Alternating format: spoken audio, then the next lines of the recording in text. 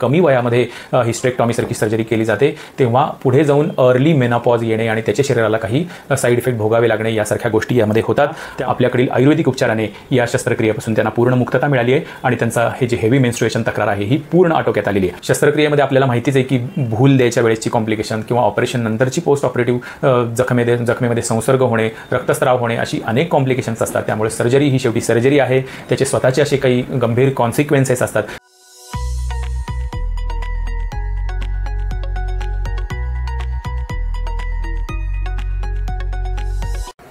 नमस्कार. आज आपण महिलांच्या बाबतीतील एक संवेदनाशील विषय ज्याला अत्यार्तव म्हणतात किंवा हेवी मेन्स्ट्रुएशन ही जी केस असते त्याच्याविषयी आपण चर्चा करणार आहे. कारण बऱ्याच वेळेस मध्यवयीन ज्या स्त्रिया असतात म्हणजे 30 ते 40च्या दरम्यानच्या किंवा पेरीमेनोपॉझल हे जे एज असतं या एजमधील महिलांना हा प्रॉब्लेम बऱ्याच वेळा सतावतो की ज्याच्यामध्ये अत्यार्तव हे लक्षण किंवा हेवी मेन्स्ट्रुएशन हे लक्षण असतं आणि त्यामुळे बऱ्याचदा शेवटी जर औषधं देऊनही हा रक्तस्राव थांबत नसेल, दर महिन्याला हीच तक्रार वारंवार होत असेल तर मात्र शस्त्रक्रियेचा म्हणजे गर्भाशय निर्हरण हिस्टेरेक्टॉमी या सर्जरीचा सल्ला दिला जातो. परंतु आमच्याकडे आत्तापर्यंत डझनावारी स्त्रिया या सर्जरीपासून किंवा या शस्त्रक्रियेची त्यांना गरज पडलेली नाही आहे. अगदी 1.5 महिने 2 महिने हेवी मेन्स्ट्रुएशन असलेल्या स्त्रियासुद्धा आपल्याकडील आयुर्वेदिक उपचाराने या शस्त्रक्रियेपासून त्यांना पूर्ण मुक्तता मिळाली आहे आणि त्यांचा हे जे हेवी मेन्स्ट्रुएशन तक्रार आहे ही पूर्ण आटोक्यात आलेली आहे. म्हणूनच आज आपण याच्याविषयी खास व्हिडिओ बनवत आहोत. तर जोपर्यंत हा पिरियड आहे किंवा मासिक पाळी नियमित स्वरूपात येत असते तोपर्यंत महिलांना ही गोष्ट जाणवतही नाही, त्याचा कुठला त्रासही होत नाही.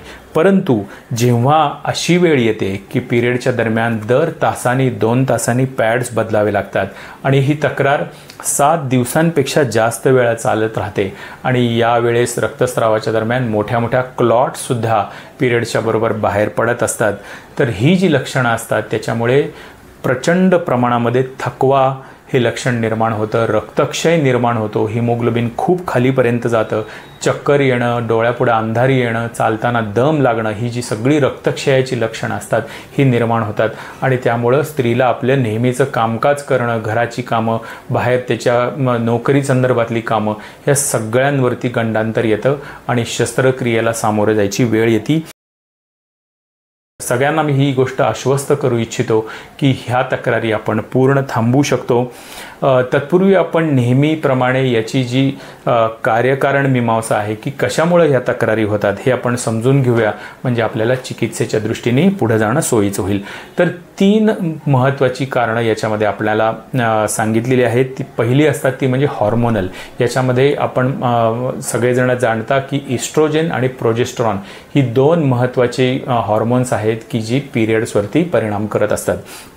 तर यांच्यामध्ये एक फाईन ट्युनिंग असतं. तोपर्यंत हे पिरियड नियमित येणं थांबणं ह्या गोष्टी व्यवस्थित 28 ते 30 दिवसांमध्ये ही सायकल बरोबर रन होत असते. परंतु याच्यामध्ये जेव्हा इम्बॅलन्स निर्माण होतो त्यावेळेस यासारखा हेवी मेन्स्ट्रुएशनचा प्रॉब्लेम सुरुवात होतो.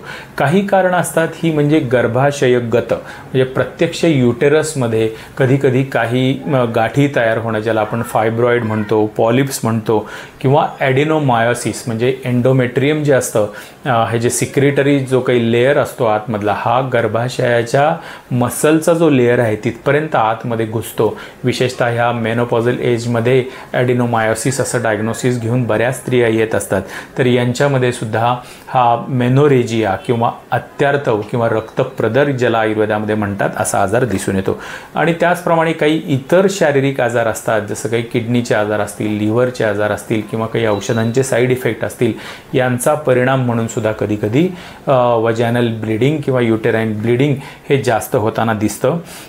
तर आज आपण आयुर्वेदानुसार सुद्धा या गोष्टी सविस्तर पाहणार आहे की जेव्हा अशा पद्धतीची रुग्ण दवाखान्यात येते तेव्हा सविस्तर इतिहास घेणं हे फार महत्त्वाचं असतं. कारण आत्ताच आपण बघितलं की याच्यासाठी कारणं भरपूर आहेत, तर त्यातलं अचूक कारण जर आपण शोधलं तर त्याप्रमाणे ट्रीटमेंट ही सुद्धा अचूक होते.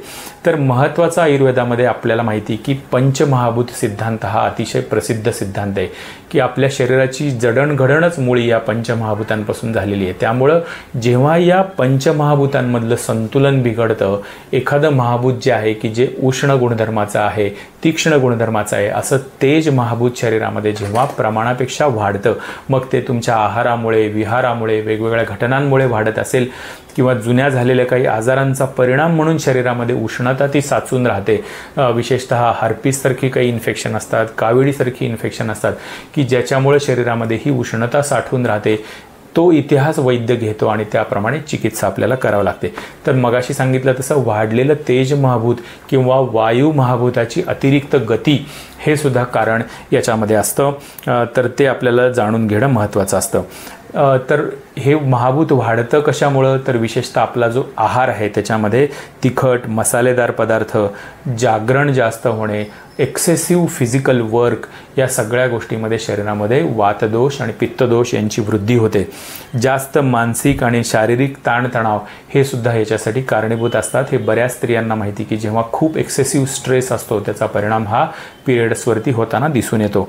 त्याचप्रमाणे काही विशिष्ट असे पदार्थ आयुर्वेदामध्ये जे सांगितलेत की जे तेज महाभूताची एकांगी वृद्धी करतात. तर त्याच्यामध्ये आहे ते म्हणजे लसूण, हिंग, दही किंवा बाहेरचे रेस्टॉरंटमधले जे चमचमीत पदार्थ असतात, चायनीज असतील, पंजाबी पदार्थ असतील किंवा अतिशय तिखट जळजळीत नॉन व्हेजिटेरियन डिशेस असतील, ह्या जेव्हा आपण जास्त खातो तेव्हा हे महाभूत वृद्धी होते. किंवा कधीकधी रसधातूसुद्धा जास्त प्रमाणामध्ये वृद्ध शरीरामध्ये झाला तर त्याचाही परिणाम आपल्याला मेन्स्ट्रुएशनवरती दिसून येतो. त्यामुळं जास्त प्रमाणाच्या बाहेर मांसाहार, दुग्धजन्य पदार्थ, फास्ट फूड, जंक फूड खाणं यासुद्धा गोष्टी याच्यासाठी कारणीभूत होऊ शकतात. तर हा झाला आयुर्वेदाच्या दृष्टीने सगळा हिस्ट्री टेकिंगचा पार्ट. तर रजोनिवृत्तीच्या वेळेस होणारा अत्यार्थव जे आहे याच्या केसेस या आयुर्वेदामध्ये बऱ्याचदा जास्त येतात आणि हे खूप कॉमन आहे आणि त्यावेळेस गर्भाशय निर्हरण ही शस्त्रक्रियेचा सल्ला दिला जातो. कधीकधी मध्यमवयीनसुद्धा स्त्री असतात, 35शीतली 40शीतली स्त्री आहे, तिलासुद्धा काही कारणाने जेव्हा हे अत्यार्थव निर्माण होतं तेव्हाही सल्ला हा दिला जातो. परंतु एक गोष्ट ही लक्षात घेण्यासाठी की सारखी आहे की जेव्हा कमी वयामध्ये हिस्टेक्टॉमीसारखी सर्जरी केली जाते तेव्हा पुढे जाऊन अर्ली मेनोपॉज येणे आणि त्याचे शरीराला काही साईड इफेक्ट भोगावे लागणे यासारख्या गोष्टी यामध्ये होतात. त्यामुळं हा शस्त्रक्रियेचा जो सल्ला आहे हा नेहमी अंतिम ठेवावा. जेव्हा गरजच असते किंवा कुठल्याही उपायांनी तुमचं हे रक्तस्राव थांबत नाही किंवा वेगवेगळे काही गंभीर निदानं याच्या मागं जर असतील तर शस्त्रक्रिया ही जस्टिफायबल नक्की आहे. परंतु इतर कारणं जर असतील की हॉर्मोनल इम्बॅलन्स आहे किंवा आहार विहारातल्या काही चुकीमुळं किंवा मेनोपॉझल एजमधल्या हॉर्मोनल इम्बॅलन्समुळं जर होत असेल तर ते आपल्या आयुर्वेदिक कॉन्झर्वेटिव्ह ट्रीटमेंटनी हे शस्त्रक्रियेची गरज ही नक्की वाचू शकते. तर शस्त्रक्रियेमध्ये आपल्याला माहितीच आहे की भूल द्यायच्या वेळेसची कॉम्प्लिकेशन किंवा ऑपरेशन नंतरची पोस्ट ऑपरेटिव्ह जखमेमध्ये संसर्ग होणे, रक्तस्राव होणे अशी अनेक कॉम्प्लिकेशन्स असतात. त्यामुळे सर्जरी ही शेवटी सर्जरी आहे, त्याचे स्वतःचे असे काही गंभीर कॉन्सिक्वेन्सेस असतात. त्यामुळं कुठलाही शस्त्रक्रियेचा निर्णय हा अत्यार्थव किंवा रक्तप्रदर या बाबतीमध्ये घ्यायचा जर असेल तर तुम्ही आयुर्वेदाचा सल्ला जरूर घ्या आणि मग निर्णय घ्या, हे या निमित्ताने मी तुम्हाला सांगू इच्छितो. दुसऱ्या भागामध्ये आपण प्रत्यक्ष चिकित्सा कशी करायची आणि वेगवेगळ्या रुग्णांचे अनुभव कसे आहेत की ज्यांनी गंभीर रक्तप्रदर या आजारावरती विजय मिळवला, तोही अतिशय अल्पावधीमध्ये आणि पूर्ण ह्या रक्तस्रावापासून आणि शस्त्रक्रियेच्या गरजेपासून त्यांना सुटका मिळालेली आहे, हे आपण पार्ट 2 मध्ये पाहणार आहोत. धन्यवाद.